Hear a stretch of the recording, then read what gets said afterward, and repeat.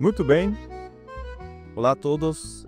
Hoje estamos aqui fazendo o nosso primeiro podcast, a nossa primeira entrevista dentro da série de entregas que a Câmara Argento-Brasileira do Paraná tem se comprometido a realizar durante esse ano. E temos um convidado especial, o Coronel Barroso. Seja bem-vindo. Muito obrigado. Dentro da nossa rotina, vamos escutar um pouquinho da experiência, falar um pouquinho sobre estratégia empresarial nesse momento do ano super importante e dar sequência aí numa série de, vamos ter uma jornada, uma decolagem e um pós-final muito bom, né? Então vou passar a palavra pro Barroso para se apresentar. Também quero agradecer a Intertrading que nos cedeu espaço, novo parceiro da Câmara de Comércio. Agradecer a todos os diretivos e passar agora sim a palavra para o Barroso para fazer uma breve apresentação e nos contar um pouquinho da sua história, da sua vida e da sua experiência. Primeiramente, eu gostaria de agradecer o convite. Para mim é uma satisfação, é uma honra muito grande poder estar aqui nesse momento interagindo com a Câmara de Comércio. Eu que tive a grata oportunidade de passar um ano na Argentina e foi uma experiência muito marcante e muito interessante. Então, eu me sinto muito lisonjeado e agradecido pelo convite, né? Nós somos coronel da reserva da Força Aérea Brasileira, como se diz lá na Argentina, retirado da Força Aérea Brasileira. Foram 38 anos de serviço na aeronáutica. Inicialmente, nós nos formamos como bacharel em logística, com especialização em tendência da aeronáutica. Fizemos os cursos de carreira, curso de aperfeiçoamento de oficiais, curso de comando de Estado-Maior, que hoje no mundo civil seria equiparado a um doutorado. Tive o prazer de fazer o curso de Estratégia e Condução Superior em Buenos Aires, no Ministério da Defesa, na Escola Superior de Guerra Conjunta. E também pude fazer o MBA em Desenvolvimento Avançado de Executivos, com foco em Gestão de Processos, na Universidade Federal Fluminense. E participamos de vários simpósios, treinamento na área de alta gerência, de custos, de gestão de crises. Minhas últimas funções, eu fui subcomandante aqui do 2º Centro Integrado de Defesa Aérea e Controle de Tráfego Aéreo, o SINDACTA, aqui em Curitiba. O Bacaxeri, que é responsável pelo controle e defesa de 1/3 do tráfego aéreo do Brasil. Os céus não têm estrada, então se não tiver o controle aqui embaixo, fica difícil, né? É interessante como é estratégico, né, para toda a aeronáutica nacional. Sim. O SINDACTA aqui em Curitiba, sim. São 4 SINDACTAs, 1/3 é aqui. Ou seja, sobraram 2/3 para os outros 3 SINDACTAs, né? E pude também, nessa minha passagem pelo SINDACTA, coordenar a parte administrativa da implantação do Centro de Defesa Diária da Copa do Mundo de 2014. Então, toda a parte de defesa da região sul, Rio Grande do Sul, Florianópolis e Paraná, foi centralizada em Curitiba. Foi lá no SINDACTA, nós tivemos a grata experiência de poder coordenar a implantação desse centro, a parte administrativa dele. E, por fim, eu fui diretor da Fazenda da Aeronáutica, foi minha última função. A Fazenda da Aeronáutica, apesar de ser um órgão público, ela desempenha uma função especificamente corporativa, produção de bens. É um CNPJ, né? É um CNPJ, como se fosse uma empresa, como se fosse uma empresa. Ela é uma das poucas do Brasil que tem o ciclo agroindustrial completo. O que seria o ciclo agroindustrial? Nós produzimos o grão, produzimos a soja, produzimos o milho. Isso vai para a nossa fábrica de ração. Lá nós produzimos as refeições, né? A alimentação do nosso gado e do nosso suíno. E eles se alimentam, geram leite, gera carne suína. O leite nós temos laticínio próprio, que manufatura, transforma em iogurte, queijo. E o nosso matador e frigorífico, que transforma a carne suína em embutidos e derivados. Esses produtos nós temos a nossa própria estrutura de comercialização e temos a nossa própria estrutura de logística de entrega. Então nós vamos da produção à entrega. Então é a jornada do cliente de ponta a ponta, não tá conta, diga-se lembra. E assim, passando um pouquinho para o que gerou esse encontro, falando com o Barroso aqui, falei, olha, como que a gente pode trazer o senso de organização, de estratégia aplicado para as empresas? Porque nós sabemos que estamos no primeiro, fechando agora o primeiro trimestre, né? O primeiro trimestre e muitas empresas talvez não fizeram o dever de casa, algumas acredito eu que devam ter feito, mas o que motivou a nossa conversa é trazer um pouquinho daquilo, né? Daquilo que tem de experiência o Barroso para poder multiplicar no nosso ecossistema, no nosso networking e trazer isso de uma forma prática, né? Como falava o Barroso, a fazenda aeronáutica acho que é mais um exemplo de eficiência, um exemplo da administração idônea, né? Logística, incluso comercial, como precificar isso, porque os diversos batalhões, as diversas unidades militares têm que comprar, não é que é cedido, né? Eles compram, fazendo os produtos, então é um belo momento de trocar essa experiência. Então, também gostaria que entender as motivações e as posições que você pode nos entregar hoje. Qual que seria a sua entrega, né? O militarismo ele é rico em informações de estratégia, de planejamento, de foco, de comprometimento. A gente estuda e pratica isso muito dentro dos quartéis. E eu me sinto um privilegiado porque, além disso, aqui no Brasil a gente usa o termo cereja de bolo, eu pude, nos meus últimos 3 anos de aeronáutica, dirigir um órgão com uma função principalmente corporativa, que foi a Fazenda. Então, aí eu pude ver todos esses temas de estratégia de planejamento voltado para o mundo militar, eu pude enxergar que isso aí se aplica quase que totalmente dentro do mundo corporativo. Por quê? Porque eu vivi em loco, eu vivi na pele esses problemas e como tentar resolvê-los usando esses instrumentos. Mas essa foi a minha motivação. E também a gente vai apresentar hoje o empreendimento do Coronel Barroso, que chama-se @guerrear_empreender. Esse seria o Instagram, né? A iniciativa Guerrear e Empreender, que é uma iniciativa própria do Coronel, para dar sequência e multiplicar aí o conhecimento. Mas nos conta um pouquinho da onde que veio essa ideia de montar essa iniciativa, esse empreendedorismo do conhecimento, né? Conforme ele disse, eu tive esse privilégio de estudar muito de guerra e depois poder praticar alguma coisa disso aí, bastante coisa disso aí no empreendedorismo na fazenda. E aí me veio a inspiração em Sun Tzu, né? Que é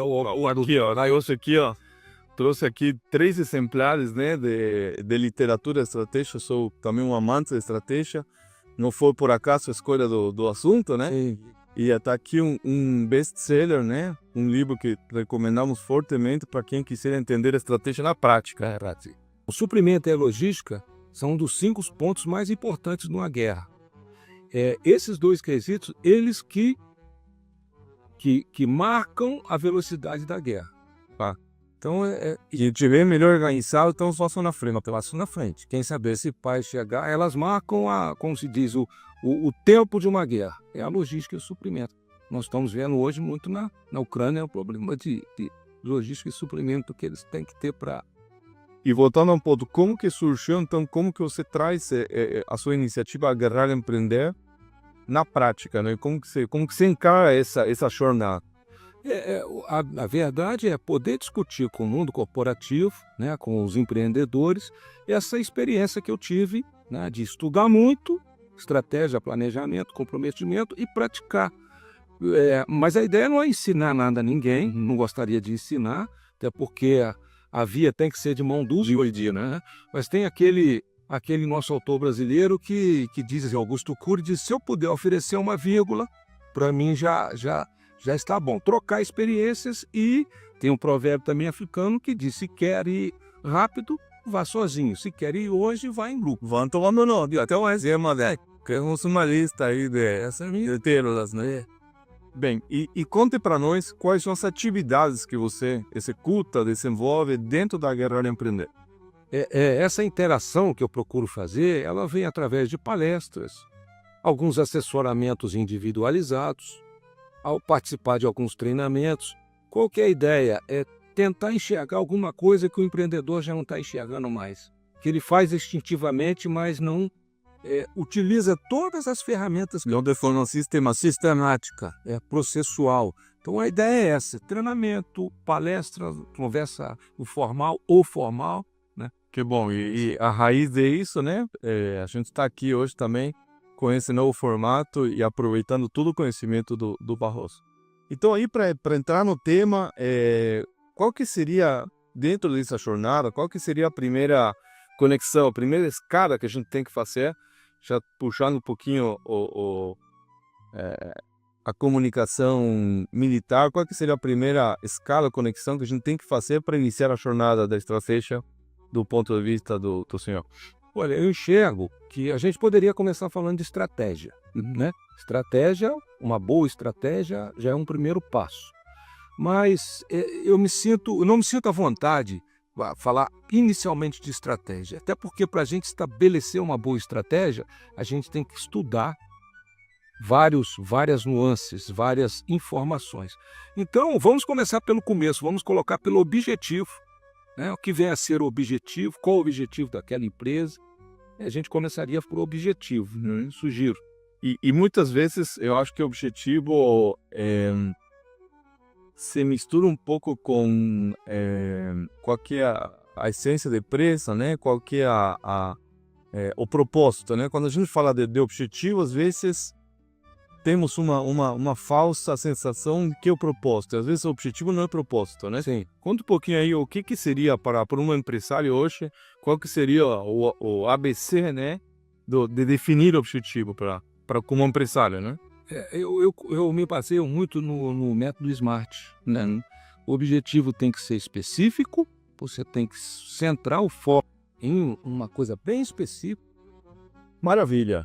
E nós temos um inimigo interno. Estamos convivendo constantemente com um inimigo. Chama-se zona de conforto, correto? Zona de conforto não é fácil, não é fácil. Quando a gente entra na zona de conforto, primeira coisa, eu falei há pouco sobre a teoria do caos. A teoria do caos, ela também nos fornece oportunidades, né? Sun Tzu já disse aqui, ó, no meio do caos, há sempre oportunidade, ela precisa ser agarrada. Então, se na zona de conforto, você não enxerga a famosa frase de que crise é oportunidade. Oportunidade, sim. Outra coisa que a zona de conforto nos atrapalha é a famosa criatividade, a famosa inovação, né? Se você produz um bom produto por um preço justo, ele vai atender às expectativas da sua empresa por um tempo. Mas em determinado momento você vai olhar para os lados e vai ver vários concorrentes fazendo a mesma coisa. Então é necessário você sair dessa zona de conforto, estar sempre preocupado com inovação, sempre preocupado com a criatividade. Sun Tzu já diz assim, ó, não é preciso ter olhos abertos para ver o sol, nem é preciso ter ouvidos afiados para ouvir o trovão. Para ser vitorioso, você precisa ver e ouvir o que ninguém está vendo ou ouvindo. E isso é a criatividade. Isso é um dos capítulos do Oceano da estratégia do Oceano Azul, certo? Onde fala sobre a diferenciação do produto. Ser o mesmo o tempo todo, o resultado vai ser o mesmo também. O Picasso tem uma frase célebre, Pablo Picasso: eu tento o impossível, porque o possível todos tentam. E coincidentemente, eu criei esse lema para mim. Todos os dias chegar perto do milagre. Milagre eu nunca vou conseguir fazer. Mas se todos os dias eu procurar chegar perto do milagre, eu estou fazendo o meu limite. Fatalmente vai acontecer alguma coisa diferente nesse processo. E como você enxerga, porque assim, como eu falei, dentro estamos convivendo com aquela zona de conforto que temos que controlar. Sim. Mas além da zona de conforto, nós trabalhamos sempre em volta de um ecossistema. Então esse ecossistema vai marcar também, o timing vai marcar um pouco as condições de contorno. Então como que você enxerga o ecossistema vinculado ao planejamento, né? Veja bem, quando a gente define um objetivo e quer estabelecer uma estratégia para esse objetivo, é muito importante, antes de tomar essa decisão de qual estratégia, qual objetivo eu gostaria e qual estratégia eu vou utilizar para atingir esse objetivo, é interessante, é necessário que a gente estude onde essa empresa está inserida, né? Qual o ecossistema que envolve intra-empresa e externa empresa, tudo isso que envolve, porque senão, como disse o método SMART, nós temos que definir o objetivo alcançável. E se nós não enxergarmos essa potencialidade dentro da empresa para alcançar, a gente não vai conseguir. Então, esse ecossistema é a gente estudar o ambiente em que a empresa está inserida. Aonde que a gente está parado, né? Justamente. E agora sim, entrando para falar um pouquinho da estratégia em si. Porque estratégia, né, nós sabemos que temos tática, estratégia, diversas formas de encarar o caminho, a caminhada até o objetivo, né? Sim. Sobre a estratégia, o que você tem com sua experiência, né, para trazer uma analogia para o empresariado local, em Curitiba, do Brasil, da Argentina, quem estiver assistindo esse bate-papo, como começar? Qual que é o primeiro passo dentro da jornada da estratégia? Como eu disse no tópico anterior do ecossistema, eu daria que esse estudo é um estudo do ecossistema, é um estudo que envolve os seus colaboradores, a formação, a seleção deles, né? A cultura organizacional da empresa, que nós estamos falando com uma comunidade transnacional, da Argentina para o Brasil. Então, nós temos que se adaptar às culturas daquele país. Isso aí tem que estar tudo inserido nos seus colaboradores, ele tem que entender e tem que ser aceito por eles, né? Dentro desse ecossistema, nós temos que estabelecer qual a nossa estrutura, se ela é vertical, se ela é horizontal, se os processos estão fluindo adequadamente. Incluir sempre um pouquinho de sustentabilidade dentro desse processo. Essa estratégia sua, ela tem que vir linkada com todos esses processos. Formação de custos. Na Fazenda nós tivemos a oportunidade de fazer um trabalho de custos e ganhamos um prêmio internacional. A Fazenda tem as nuances, ela trabalha com receita própria e receita do governo. Como estabelecer um custo desse produto? Os seus parceiros, os seus fornecedores, como é que está essa linha de mão dupla com eles? Os concorrentes, tem que conhecer meus concorrentes. Quem são meus concorrentes? A Boticário se assustou num determinado período porque ela descobriu que a Cacau Show era um concorrente dela. Quem que é concorrente? Toda a empresa com qual o seu cliente te compara. Então o cliente ficava comparando um presente da Boticário, um perfume, com um presente. Exato, não o produto em si, senão o fim do produto, né? E conhecer também o ator principal disso aí, que é o cliente. Você conhece o seu cliente? Você sabe a necessidade do seu cliente? Qual a impressão você gostaria de deixar no seu cliente? Quando ele ouvisse o nome da sua empresa, qual a impressão inicial que ele vem? Lembre-se, aqui a primeira impressão é a que fica. E o cliente que se fidelizou, ele vai gastar 150% a mais. Existe essa... E custa de 5% a 7% menos manter um cliente do que conquistar um cliente. Então, isso tudo tem que estar estabelecido dentro da sua estratégia. Então, ponto forte, ponto fraco, ameaças e oportunidades, método SWOT. Aí vamos sentar e estabelecer a estratégia. E uma vez definidos esses 4 pilares, 5 pilares, a gente vai ter que tomar um caminho, né? E ali nós vamos entrar em uma seara de decisões, né? Então, a tomada de decisões é fundamental também, porque se tiver eficiência naquele ponto, a gente tem mais chances de lograr o objetivo. Aí dentro da sua experiência, como que circula aí a tomada de decisões vinculada à jornada e ao objetivo a alcançar, né? A gente, como você disse no início, nós estamos aqui num voo. Nós estamos decolando de Curitiba e vamos chegar na Patagônia. Vamos fazer uma conexão Córdoba, que é a Força Aérea Argentina, a Academia da Força Aérea Argentina em Córdoba, né? Então, agora quando a gente está falando de estratégia, nós já decolamos de Córdoba para Buenos Aires e estamos saindo agora de Buenos Aires para Bahia Blanca, para a gente chegar na Patagônia. E o interessante disso aí é o seguinte: a estratégia, ela tem que ser muito estudada, porque quando você toma decisão, ela vai ter consequências, né? Então, estabeleça uma estratégia baseada em ferramentas de tomada de decisão. Não tome decisão pura e simplesmente pelo seu filho, né? Veja critérios. Existe a aeronáutica, por exemplo, tem um estudo de estado maior. É uma ferramenta de tomada de decisão, né? Então, ao tomar uma decisão de uma estratégia, procure utilizar ferramentas de tomada de decisão. Ainda mais se for uma coisa vultosa, que vai envolver um processo longo, né?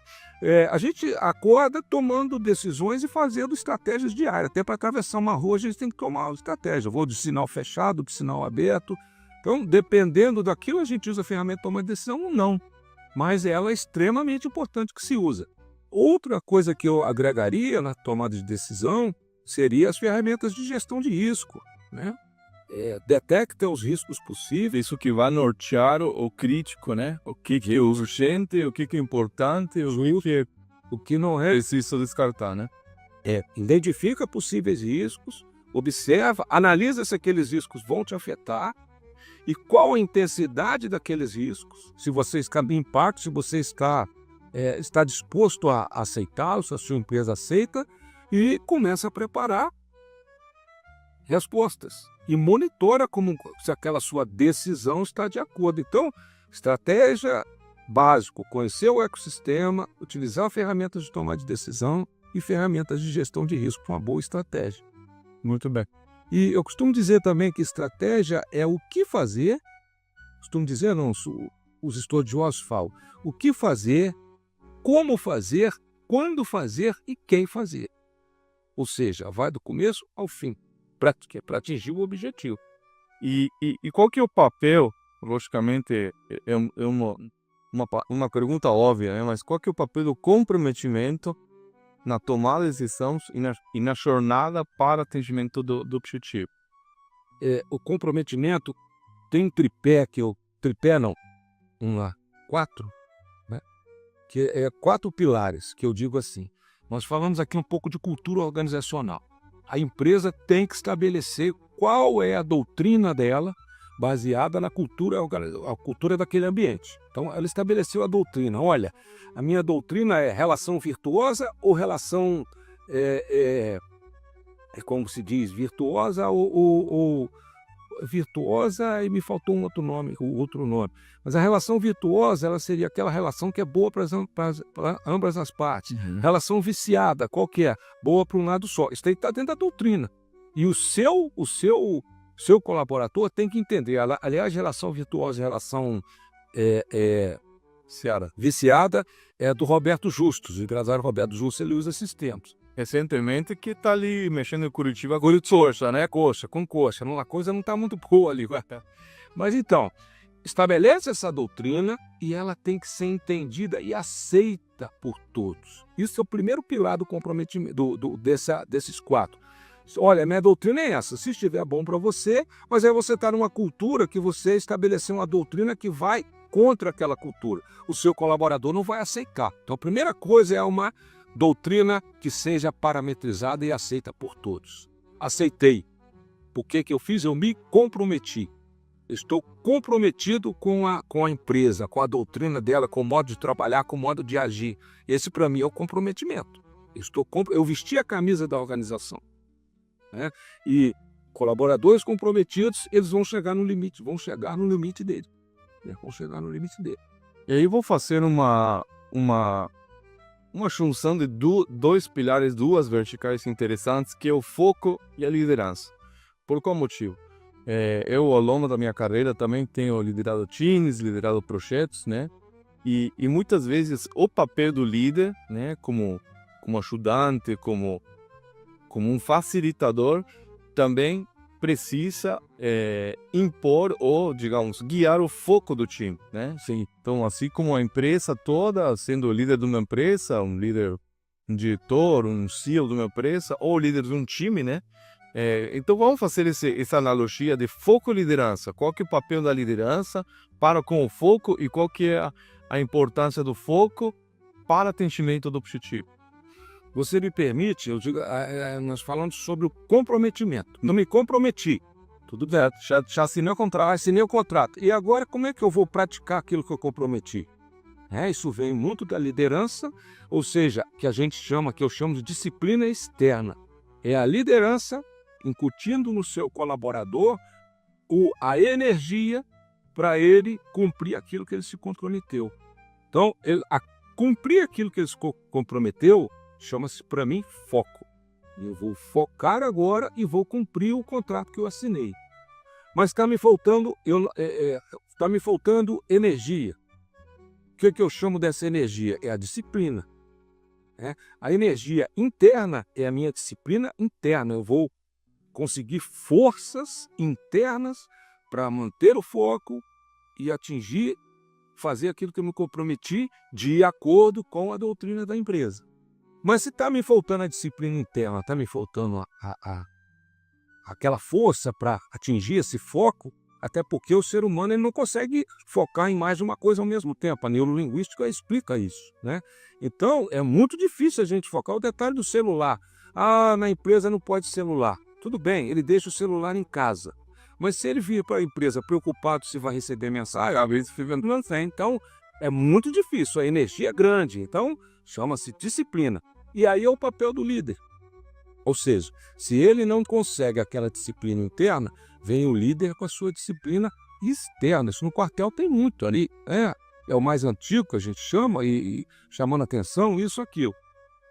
Mas a gente tem que ter muito cuidado. O líder não é fácil. Por quê? Porque se a gente for forte demais na disciplina, você desmotiva ou cria medo. E se você for pouco demais na disciplina, você também gera desmotivação. Então, não é fácil esse aspecto do foco. Aí a gente voltaria, adicionaria mais um ponto que é a motivação, né? Sim. Partindo do time, da estrutura empresarial, estar motivada em prol de atender o objetivo conjunto, né? Isso é muito importante. Eu classifico a motivação como uma outra energia. E eu vejo assim, como a gente consegue tentar motivar um colaborador. A pirâmide de Maslow. A pirâmide de Maslow, começou os estudos na década de 40 e ela foi até 50 e poucos. Primeiro, necessidade básica é a fisiologia. Depois vem a segurança, depois vem relacionamentos. Então, gente, não adianta. Mudou alguma coisa? Hoje a minha necessidade básica em 2025 continua sendo fisiologia. Eu comi, né? Então não mudou nada. Ou seja, como é que a gente vai motivar? Primeira coisa é dar boas condições de trabalho para o seu, que a gente chama qualidade de vida no ambiente de trabalho. Eu tive a oportunidade até de fazer um curso dentro da aeronáutica. Até a aeronáutica que está preparada, se prepara para a guerra, nós temos a preocupação com a qualidade de vida, né? Então, esse é um aspecto da motivação. E colocar as pessoas certas nos lugares certos, porque se colocar a pessoa errada, ela vai se desmotivar. Né?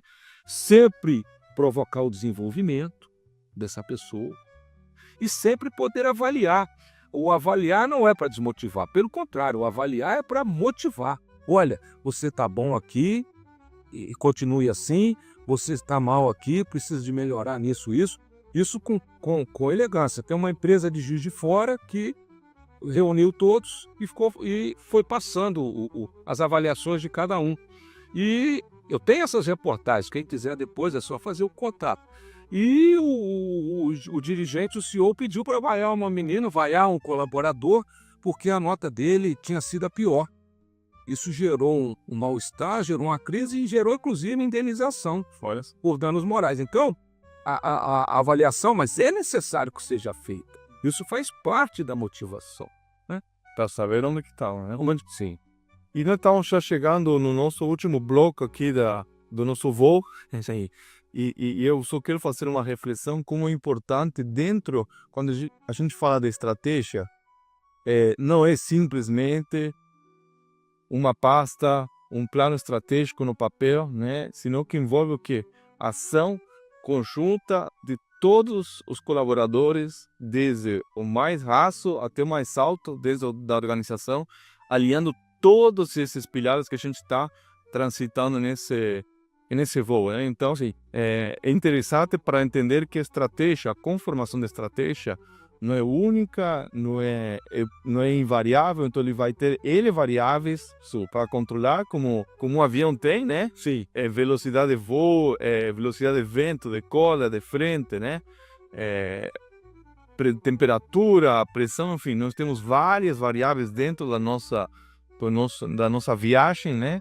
Para chegar no destino final, né? E acho super interessante trazer esse senso de consciência para empresas, para empresários que estão querendo organizar a casa, organizar a estratégia, pensar no médio, curto ou longo prazo, sempre focar em estratégia. Então, esses pilares acho que vão ser, para mim, está sendo uma aula, né? Hoje a gente, como eu digo, a gente vai descascando a cebola aos pouquinhos e a gente vai chegando no núcleo, né? Então, aí, para dar sequência, qual que seria uma crítica que você poderia compartilhar em relação à estratégia, aos processos estratégicos, às práticas estratégicas que hoje em dia as empresas e empresários estão levando à frente, né? A primeira coisa que eu digo, e os estudiosos, alguns até usam o termo em conjunto, estratégia sem planejamento não funciona. Então tem que estar agregado à estratégia o planejamento. Alguns chamam, inclusive, de planejamento estratégico. E às vezes é muito difícil a gente entender até onde vai a estratégia, onde começa o planejamento, né? Então quando a gente vê o que fazer, quando fazer, como fazer e quem fazer, que são os 4 pilares da estratégia, o que fazer está no campo da estratégia, está no campo do pensamento, está no papel, a gente escreve, papel aceita tudo, né? Como fazer, eu também posso dizer, olha, eu vou daqui a São Paulo de avião, um avião de caça da Força Aérea Brasileira, amanhã. Já falei, vou chegar em São Paulo com 40 minutos. Eu preciso estar em São Paulo, vou chegar em São Paulo de avião. Preciso estar lá 40 minutos. A minha estratégia. Como? Vou pegar um avião de caça da aeronáutica, decolar e chegar lá em 40 minutos. O papel aceita. O que e como o papel aceita. É a estratégia. Agora, quando e quem? Aí já começamos a entrar no planejamento. O quando. Quando eu vou ter esse avião disponível? Olha, o avião não está disponível para amanhã. Ele está disponível para daqui a um mês. Então eu teve que mudar a minha estratégia, amanhã não vai acontecer, ou mudou meu objetivo, eu vou de outro jeito, ou eu vou esperar um mês. Então, como já está no planejamento? E quem? E veja que essas são as 6 Ws, 2 H, né? Não tem nada que a gente não tenha visto. Sim. São formatos, são ferramentas clássicas de gestão trazidas à prática, né? Sim. Então, aí que a gente começa o planejamento, é esse momento. É necessário ter o avião, mas é possível? Então, a gente tem que estudar viabilidade econômica, e o planejamento é a longo prazo. Se nós já estamos em março, se não foi feita a estratégia de planejamento no ano anterior, ainda temos aí 9 meses, mas esse avião já está, né? E o que eu digo? O planejamento ele vai confirmar ou não a estratégia. Não tem jeito. Olha, eu não tenho um avião de caça para ir para São Paulo amanhã. Ponto. Já tem que mudar a minha estratégia, né? E tem certas coisas que a gente pode planejar. Eu amanhã estarei às 8 horas da manhã no aeroporto para decolar no avião de caça. Isso eu posso planejar. Agora, se eu vou ter o avião, aí já não depende mais de mim. Então, coisas que a gente planeja e que a gente não planeja. Como o Frei Sinal costuma dizer assim, planejamento para mim aqui no Brasil é quando o filho chora e a mãe não vê. A gente tem que ver a viabilidade, o que tem. Então, esse para mim, e a estratégia tem que estar linkada nisso. Porque senão ele está só no papel, só lá A gente não pode só estabelecer uma estratégia, usou ferramentas de tomar decisão, usou gestão de risco, estabeleci. E já começar a fazer, não, vamos planejar, vamos ver se nós temos a condição. Olha aquele ecossistema que a gente estudou lá atrás. E se tiver que escolher uma desses 12 caminhos, 12 escalas que a gente fez aqui, qual que você escolheria como mais importante? Olha, Matias, eu vou te fazer uma pergunta. Posso fazer uma pergunta? Pode. Tá. Qual o órgão mais importante do corpo humano? Ixi, complicou agora.